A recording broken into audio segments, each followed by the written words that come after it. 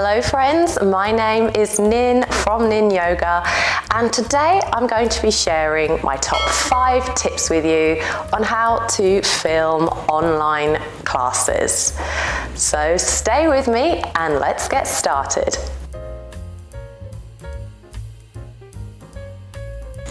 Tip number 1, plan and test before you record the session. So I'm talking about making sure that your memory card has enough storage on it so that you don't find yourself halfway through a class and realize that it stopped recording. Secondly, test the sound. There's nothing worse than having that beautiful flow, you look really good, and then finding that your voice didn't record. So just testing 1, 2, testing 1, 2. At the beginning of your class, just a clip of a few seconds and just check and give yourself peace of mind that the microphone is on. Another tip is make sure that your whole body is in shot. If you're able, you might be able to get a camera where you can see a screen and you can see what you look like and what parts of your body are on camera. But if not, I would just test yourself at the beginning of your sequence, standing up, if that's included in your class, and just check that the frame includes you in there. And there's more about that a bit later and how you can do that. Finally, always have your notes nearby if you're teaching into a microphone and it's not pre-recorded. It really will help you prompt, and you don't want to freeze in the middle of a session. So that's tip number 1, plan and test. Next up is lighting. So many of you, when you first begin, will not necessarily have access to studio lights. What I would recommend is filming with the light behind the camera so that it's shining onto you. Don't film with the camera into a window, it just creates a silhouette and you can't really see or feel as though you can interact with a person. When I was able to, I then invested in some studio lights. I use the newer studio lights. I'll link to them below. You can adjust these. They're really nice because you can adjust the lighting and you can increase or decrease the height. So they come as a 2 and I have not looked back since. They really create a more professional look. Another option is obviously you could film outside.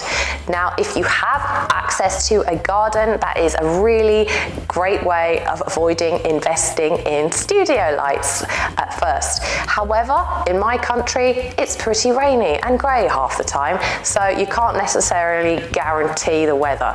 But in maybe the summer months, make the most of the outside because it creates a really nice light. As ever, maybe don't film into the light or into the sun, as you'll get that silhouette look and it will actually darken the feel of the frame. So those are my tips for lighting, and we'll move on to my next tip. The next tip I'd like to talk to you about is sound. So don't underestimate the power of sound to make your channel sound professional. For quite a while, I used to use the inbuilt mic in my iPad or iPhone. It was okay, but I did find I was shouting a reasonable amount and there was a lot of background hissing. So I then invested in a microphone and I used this one. It only cost me about £20. I also invested in a lapel, plugging into that, which really helped the quality of my channel. The next step, once my channel had about 500 subscribers, I decided to then invest in another more professional renowned mic for fitness instructors, which was the Rode Wireless. Now this is a really good model. It picks up your cat. You plug it into your camera and you can stand as far away as you like and it still picks up sound. So these are really good quality for sound. I'd highly recommend them. And again, I'll link them below in the description box. They come with this fluffy thing to try and absorb wind or plosives, maybe when you're talking, and it works really well. As I went on, I realised, however, that sometimes when I turn away from the camera, you couldn't hear me quite as well. So I then invested in a headset, and it looks something like this. And I wear that around me. It's really helpful to ensure the consistency of sound, and it doesn't go in and out, especially when you're twisting quite a lot around. And it's obviously a neutral colour, so it's not very obvious. It doesn't hang over my face too much. All I would recommend is that you have it on the side here and not right in front of your mouth, because it creates quite a lot of plosives if you do that. A thing I've started doing recently, however, which I think's really improved the quality of my channel, is to record my voice before, and then I do the yoga afterwards. And then afterwards on video pad, I'll sync the voice and the recording together. So it's really quite easy to record your voice beforehand. You can use your mobile phone and just plug in a speaker and just record before. And then you can really relax and take your class to your own voice, and it avoids any sort of interruptions in sounds. If you're filming outside, you don't have to worry about someone walking into the room. And also, when you're doing a class, sometimes if you get out of breath, you can sound a bit off-putting, so it avoids all of that, and it sounds really neat and tidy. And then, as you exhale, clap your feet together a couple of times as you balance, and inhale. Another option is, of course, to film, and then afterwards you can narrate through the class. However, this can be quite time consuming. You have to sync your sound and your movements together. It can be quite difficult, and it's not as flexible, that route. But it is another option. So if the mic doesn't sound your way and you don't like the idea of recording before, it's definitely another route to improve the sound quality and avoid any background noises. Also, don't underestimate the power of a calming yoga voice. No one wants to hear a teacher out of breath or shouting. It just doesn't create that nice ambience that we're searching for. So all of those things are things to think about with sound, and I recommend you try and see what works best for you. I want to talk to you about cameras. So for a while I would use my iPad or iPhone and have a tripod set up for that.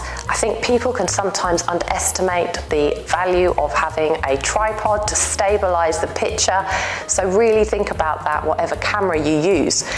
In my opinion, iPhones do provide quite a good picture. However, you may find yourself a bit limited by the fact that you don't have a wide angle lens. To fix that, I used to use one of these clip-on things, which I'll link to in the below, and you just put it over your camera lens and it opens up the picture quite a lot. Now, that can create sometimes a bit of a fishbowl type look, so just be aware of that when you purchase one of these, but it's a really good quick fix if you're on a budget.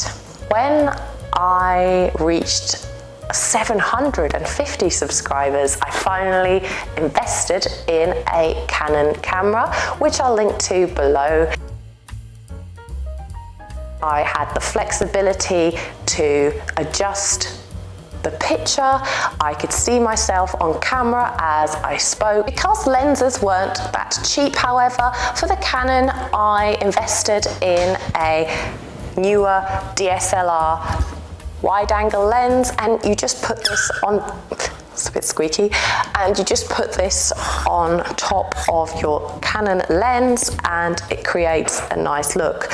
This does create a bit of a fishbowl type look as well, so just be aware of that, but the picture quality was much better and it was a lot more flexible than a phone or an iPad in terms of what it could do.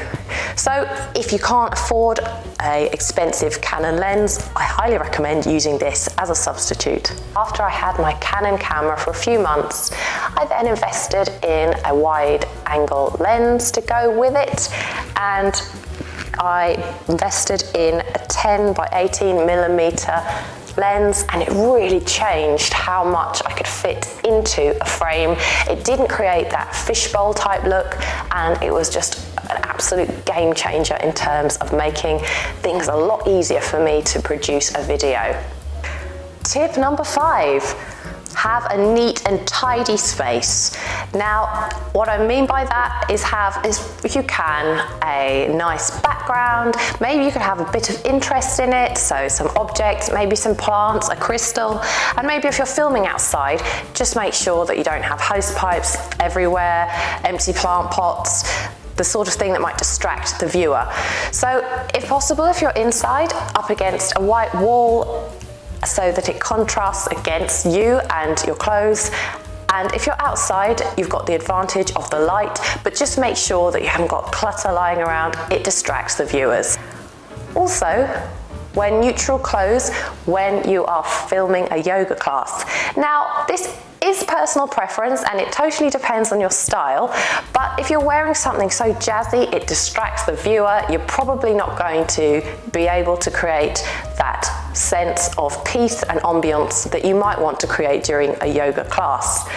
Also though, in that vein of wearing neutral clothes, don't wear something that blends so much into the background or blends into your mat that no one can see how or where your legs are placed. That could be a little bit confusing for people. Also, just remember to check that your mat is horizontal with the camera. If it's not, it might slightly undermine your class if you look wonky or that you're on some sort of ledge and balancing doing a downward facing dog.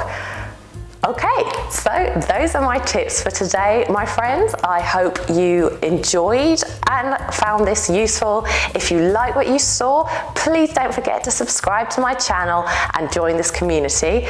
I'll see you again, hopefully on the mat soon. Namaste.